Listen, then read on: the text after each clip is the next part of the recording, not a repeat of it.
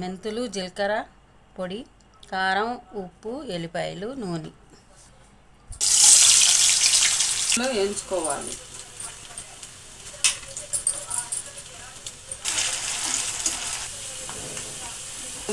కొంచెం కరివేపాకు వేసుకోవాలి. ఇలా దోరగా ఎర్రగా వేయించుకోవాలి.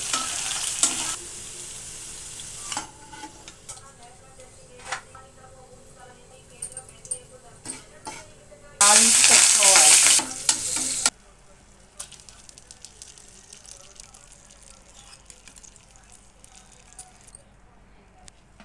బంగాళదుంప ముక్కలు, కారం 2 స్పూన్లు, ఒక అర టేబుల్ స్పూన్ మెంతి పొడి, ఉప్పు,